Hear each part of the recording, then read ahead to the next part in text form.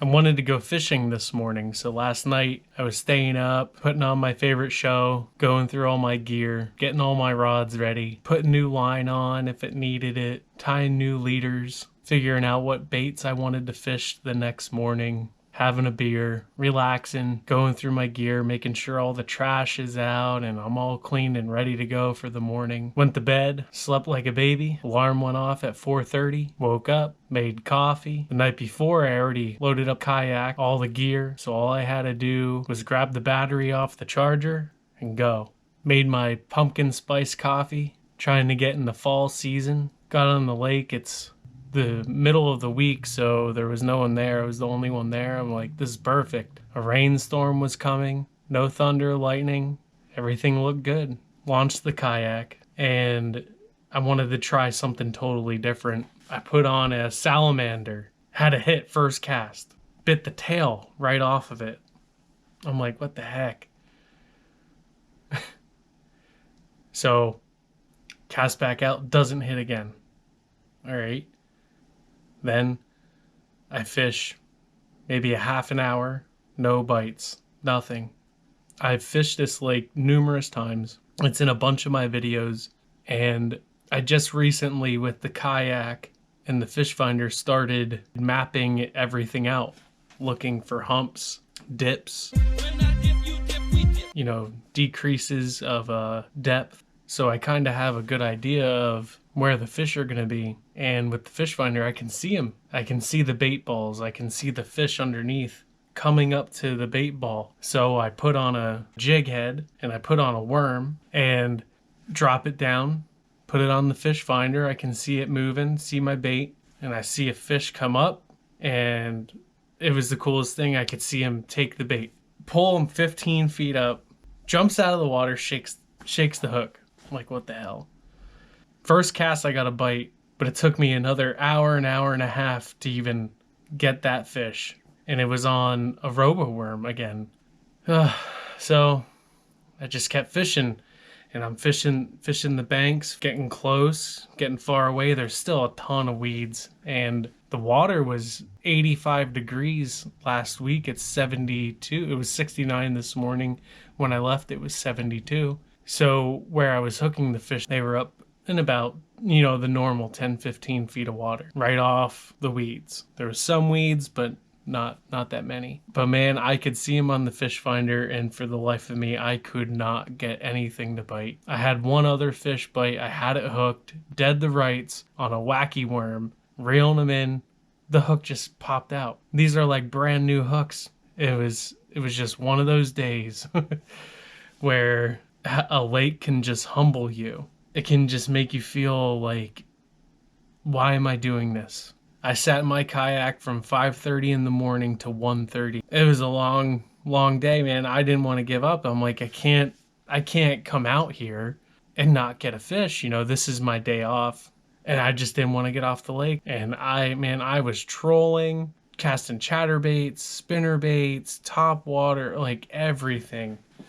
And it just seemed like they didn't want nothing to do with anything. So I give it one last troll, and I'm going back to the boat launch. I get up there, and as I'm at the boat launch, I see a father and two boys. I thought it was a father, son, and another kid. And they were fishing right next to the boat launch. I get out, grab my GoPro, and I go up to the truck. I back the truck down. And right around that time, the father and his son started leaving. And he came up to me and he said, I really like your kayak. He's like, that's really cool. Normally, people you see with kayaks, they have trailers and all this. I'm like, yeah. I'm like, it's not expensive, but one of the main reasons I got it is because it's extra wide. I'm a big guy, and it has the wheels on the back. It weighs 90 pounds, so I can move it wherever I want. And he was telling me he just started fishing. This was an older guy, older than me, maybe not too much older than me. I'm in my 40s. Well, I'm 40. Was saying that he just started getting fishing in April, and today was the first bass he caught all summer. He showed me a picture of it, and it was like a 3-pound bass. It was a really good bass for where he was fishing. This lake from the bank is near impossible to fish It's just so weedy, so weedy. And he caught a really decent bass.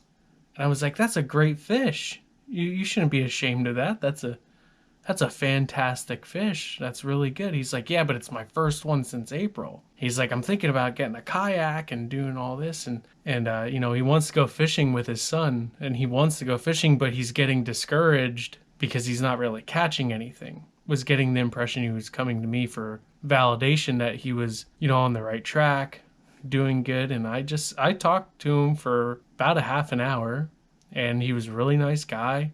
He didn't ask me for specific tips. I just said that this lake, this reservoir, is very hard to fish. I said on the weekend you'll see 8, 9 kayaks and boats out there.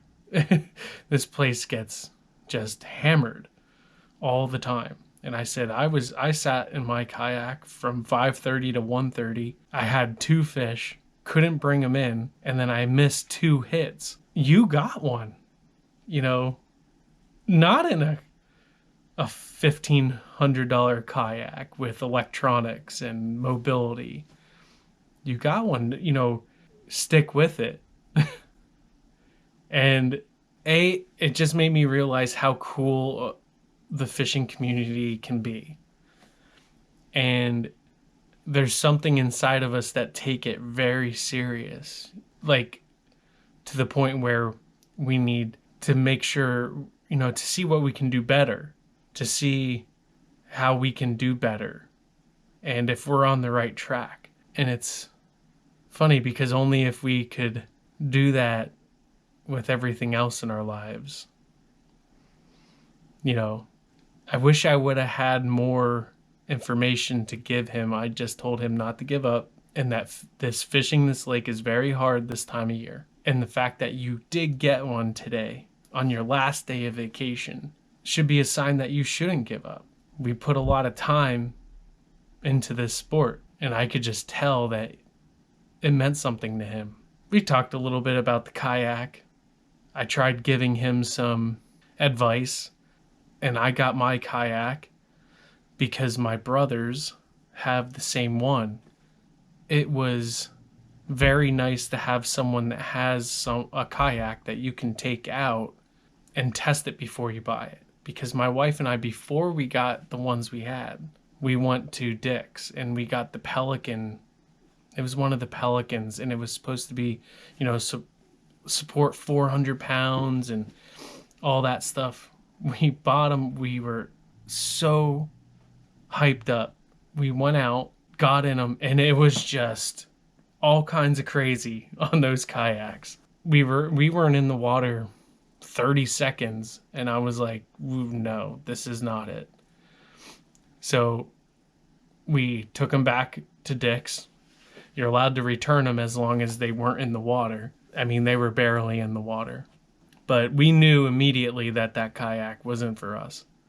My wife and I wanted more stability, way more stability than what that is. So we were grateful to have my brother show us and let us use his first before we bought them. And when we got on them, they're 38 inches wide and they're very low profile, but they have a catamaran style bottom. So it's kind of like having two inflatable sections on the bottom of the kayak. So it's actually very stable. I have no issues. I have a trolling motor, battery, everything on it. And I think the guy saw that and he was on the bank thinking that he caught this bass. But I'm rolling up to the boat launch and this guy is there with his kid thinking that he's not doing well. You know, we all had that before we got kayaks and boats. We're like, man, I want that. That is so cool. He caught a fish. I didn't catch no fish, but he was a really nice guy. And I hope that he can find what works for him. And it's very easy for us to look at others and think that they're just doing so much better than me. And that's not the case. That's not the case at all. Usually it's not. Everyone's, for the most part, probably about equal. I really hope that he can he can get better at it. I just told him not to give up. The worst thing you can do is to give up. That's why it's called fishing, not catching. But anyway, I just wanted to make a quick little video about how easy it is to get humbled on the water, and how easy it is to also think that you're not doing as good as you should, when in reality you are. And sometimes it's okay to get that validation from a complete stranger just to get you to the next step. I hope I helped him, and I hope he continues to fish, and I hope he continues to find time to do it. I gave him some pointers. I gave him some of my spots. It's really hard to fish in this area, especially this time of year. This is probably one of the hardest months to fish right now. So it's going to get better. People are going back to school. The water is going to cool down. People aren't going to want to boat and do all that stuff. The weeds are going to start disappearing. The water is going to come back up. And as it cools down, the fish are going to transition into their fall feeding pattern. They're going to start getting into coves with creeks in them. They're going to start looking for bait fish because they know they got to fatten up for the winter. So it's all uphill from here. It's all downhill from here because downhill's easier. But anyway, I just wanted to share that story. I thought he was a really nice guy. I hope I run into him again. And don't give up. Most importantly, don't give up on yourself. You're doing better than you think. It's all part of the learning process and experience of fishing. So hang in there. It gets better. And I think that fishing is a marathon, not a sprint. Thanks for tuning in. Thanks for listening to my story. Until next time, fish on. Take care.